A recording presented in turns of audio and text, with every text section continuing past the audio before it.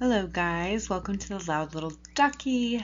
Today, or this video, is going to be a shorter one. We're just going to go over the computer forensic analysis. Marraccini's laptop uncovers more of Owen's lies. Let's see what it says.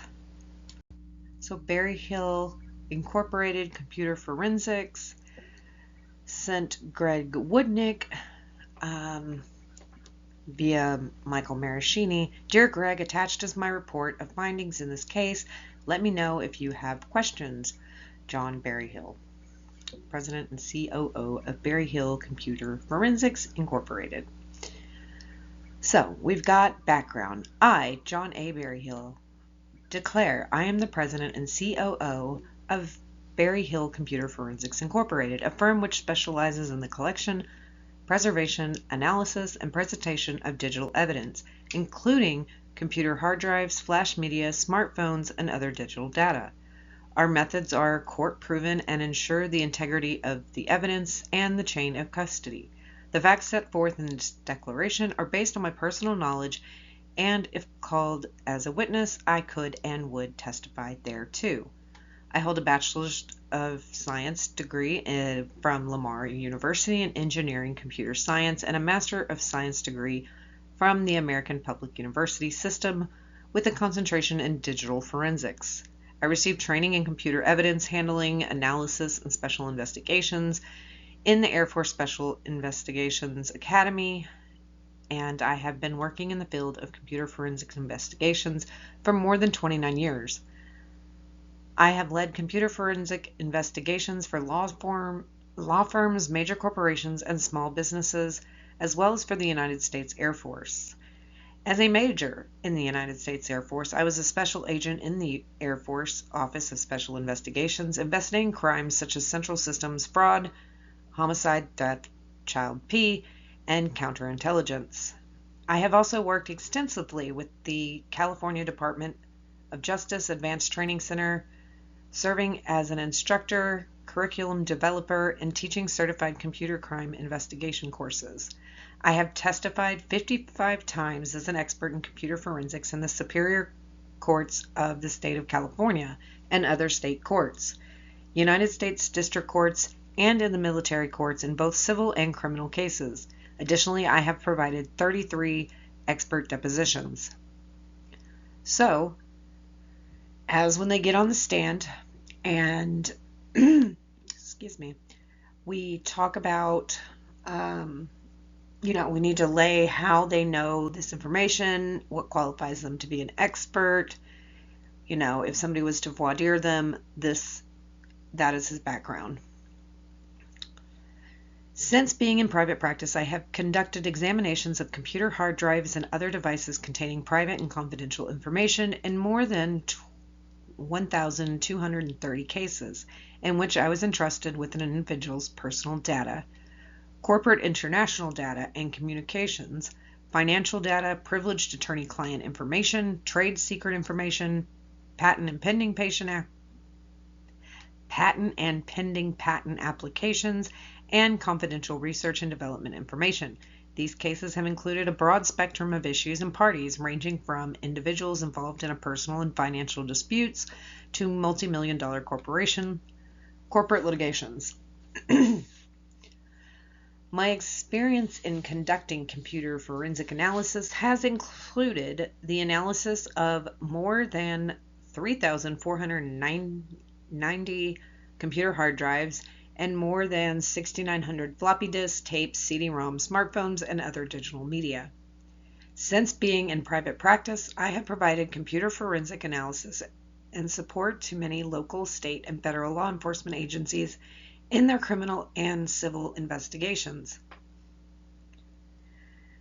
These have included the California Employment Development Department, California Office of Real Estate Appraisers, California Department of Insurance, California Highway Patrol, California Attorney General's Office, Federal Bureau of Investigations of Alcohol and Tobacco and Firearms, Immigration, Naturalized Service Investigations Division, Palo Alto Police Department, San Mateo County Sheriff's Office, Half Moon Bay Police Department, the Santa Fe Santa Barbara Police Department, and many state and federal public defenders' offices.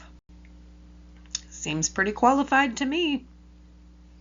Alright, so now we're going to get into the actual report.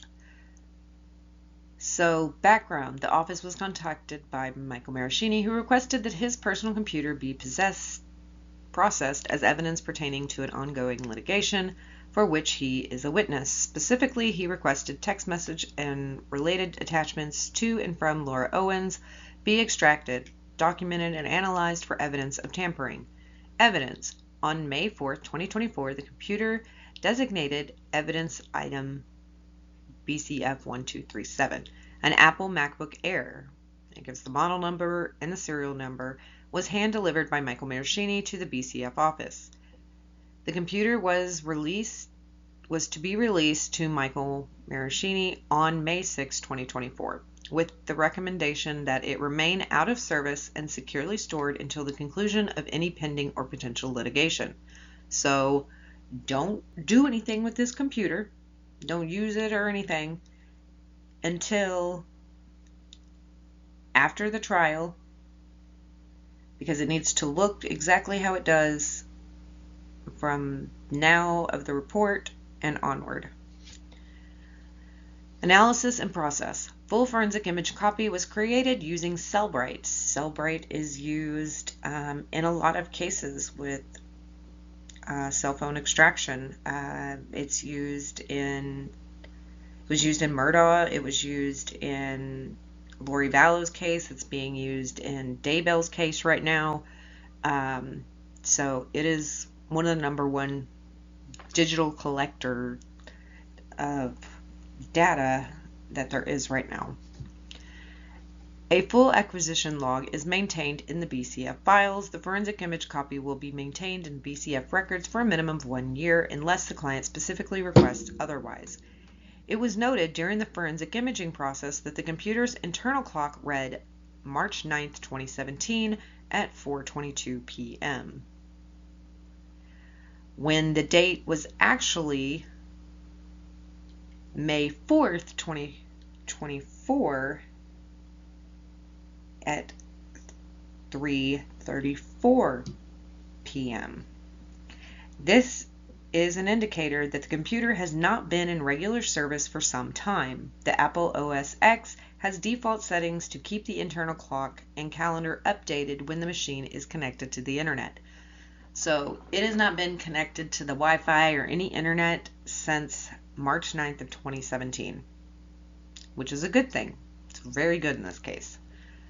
Findings. All text message and associated attachments from and to Owens were tagged and produced in a standard Cellbrite inspector's report. The report was produced as a single 2,489-page PDF document with links to associated attachments.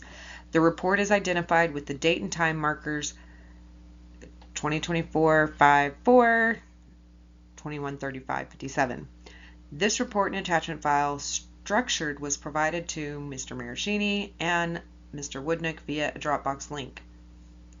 Note that all the times referenced in the reports are in UTC. For the items of interest in the August through September 2016 timeframe to convert to Pacific Standard Time. Subtract 7 hours from UTC. I have examined the file structure and the continuity of the text message streams and associated attachments found on this computer. I find no evidence of tampering or alterations that would question the authenticity of the messages included in my report. I was asked to address the allegation that Mr. Marraccini fabricated evidence in the matter. In reviewing the material, one of the items of interest is a photo of a paper report from Planned Parenthood referencing Laura Owens' visit on August 10, 2016. This photo was attached to a text message from blank number on August 12, 2016, sent at 1:07 to Mr. Marraccini. See page 653 of 2489 of the BCF Cellbrite PDF report. The internal metadata of this photo shows it was taken on August 10th, 2016 with an iPhone 6. The location tracking GPS was turned off for this photo. Analysis of other photos found on the evidence computer shows photos that I believe were taken by Mr. Marraccini around the same date. Those photos were taken with an iPhone 6S. So a 6 and a 6S are not the same phone. This is one of the many examples that refute any allegations of fabrication. Similar, there are creation dates on the screenshots, PNG files, from around in and around the August through September 2016 timeframe that shows the screenshots were captured prior to when they were attached to the various text messages. If requested, I can just extract all metadata for all the associated pictures and screenshots. I have confirmed with Mr. Marraccini by an examination of several photos that he confirms he took with his phone in the months before and after August 2016, that his phone at the time was an iPhone 6S. So if Marraccini would have done any of the doctoring, it would have been done on a 6S. And so that's what the metadata would show for that. But it doesn't. It shows an iPhone 6, which I bet was the phone model that Owens had at that time. As a further example of continuity and authentication of the presented evidence, I have extracted the metadata associated with the 7 text message attachments listed below. The items listed show the page number from the provided PDF report, attachment file name, and the date and time of the text message. Each of these messages from Owens to Marraccini, in each case the internal metadata for the attached image shows it was created just minutes before each text message was sent. I also have examined a sampling of other attachments to text messages on other dates from Laura to Mr. Marraccini. In no case did I find any evidence that contradicts this narrative. And then he lists them. I have found no evidence of tampering in any material related to this case or otherwise, and believe the text message as shown in the Cellbrite PDF report accurately depict the text communications between Mr. Marraccini and Owens on the dates and times indicated. So what does this all mean? It means Marraccini didn't tamper with them or fabricate them. They came from Owens. Now, where she got them from and how they got to her phone for her to send them, we don't know. We can assume it was another arts and craft day on a rainy Tuesday or something. But Owens sent them. So no matter who created them on Owens' side, she's the one who sent them and said they were hers. Or at least insinuated with her name and stuff being on them that they were her medical records, which they weren't, which we already knew she was lying. I mean, she did admit that they were fake. Give her that, right? She just didn't know what she was admitting to. That is it for this video. I will see you in the next one. Bye.